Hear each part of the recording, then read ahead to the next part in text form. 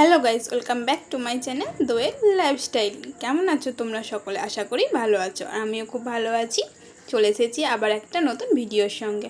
আজকের ভিডিওটা হবে কোনো ব্লগ ভিডিও নয়, কোনো প্র্যাঙ্ক ভিডিও নয়। আজকের হবে রেসিপি ব্লগ ভিডিও। তো কি রেসিপি হচ্ছে, আজকে হঠাৎ করে এগরোল খাওয়ার মন করলো। তো এগরোল খাওয়ার মন করলো যখন, দিদি বলছে বাইরে কেন যাব, বাড়িতেই একবার তৈরি করে দেখি যে কেমন হয়। যেমন কথা বলা তেমন কাজ শুরু করা। তাই দিদি চটপট আটাটা আগে মেখে নিল। তো দেখো আটাটা মেখে নিচ্ছে, আর এদিকে দিদিকে হেল্প করার জন্য মা একটু এই যে স্যালাডগুলো যেগুলো লাগে সেগুলো কেটে দিচ্ছে। তো ঝটপট মাও কেটে নিচ্ছে আর আমি ভিডিও করছি। অনেক তো দোকানের এগ রোল কিনে খেয়েছি, কিন্তু বাড়িতে কখনো তৈরি করা হয়নি। তাই দিদি বলল আজকে বাড়িতে তৈরি করে দেখি যে কেমন হয়। তাই ফার্স্ট টাইম বাড়িতে এগ রোল তৈরি করা হচ্ছে। তো আমি আবার ভিডিও না করে থাকতে পারি, তাই জন্য আমি ভিডিও করতে শুরু করে দিয়েছি। যেহেতু ফার্স্ট টাইম হচ্ছে তার জন্য বাড়িতে, এর আগে তো অনেক দোকানে কিনে খেয়েছি, তাই আমি ভিডিও করতে শুরু করে দিলাম। আর দেখো আমি যে ভিডিওগুলো বানাচ্ছি সেগুলোতে তোমরা একেবারেই লাইক কমেন্ট কিছুই করছো না, আর সাবস্ক্রাইবও করছো না। আমার পাশে একটু থেকো আর আমার চ্যানেলটাকে একটু সাবস্ক্রাইব করে দাও, কারণ তোমরা যদি সাবস্ক্রাইব করো আর লাইক কমেন্ট শেয়ার করো তাহলে আমার একটু ভিডিওটা বানাতে আগ্রহ বাড়ে। তার জন্যই তোমাদেরকে বলছি। তো সাবস্ক্রাইব করলে তো এমন কিছু হবে না, আর ওই লাইক কমেন্ট করলেও হবে না। তো করলে আমার একটু আগ্রহ হবে, তার জন্যই বলা হচ্ছে। তো আমার চ্যানেলটাকে একটু সাবস্ক্রাইব করে দাও।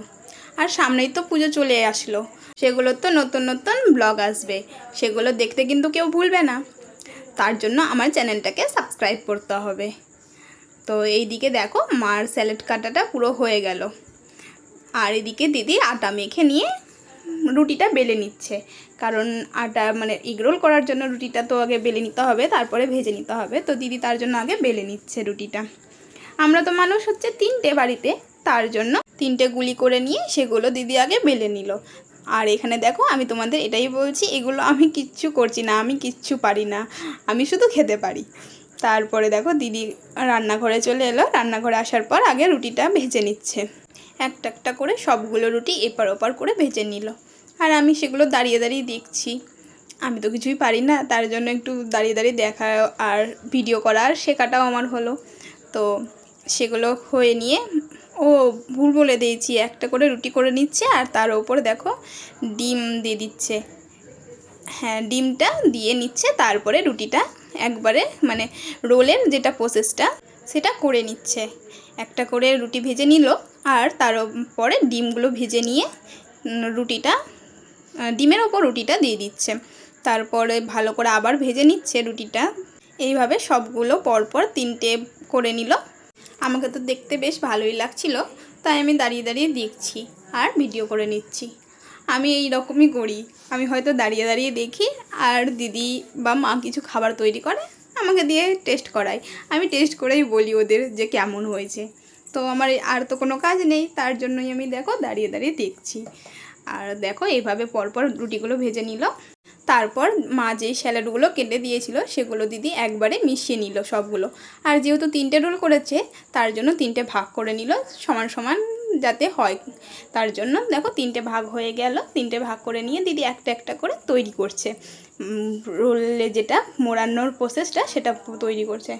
তার ওপর থেকে চাট মশলা আর লেবু একটু চিপে দিল, আর এখানে দেখো টমেটো সসটা দিয়ে দিল। তো প্রথমেই আগে রোলটা তৈরি করা হচ্ছে মার জন্য, মা খেয়ে বলবে কেমন হয়েছে। তোমরা দেখতেই পাবে, মা খাবে, আমি মাকে জিজ্ঞাসা করবো যে কেমন হয়েছে। এগ রোল একেবারে তৈরি, এবার চলো মাকে দেওয়া যাক, দিয়ে মার কাছ থেকে রিভিউ নেওয়া যাক কেমন হয়েছে।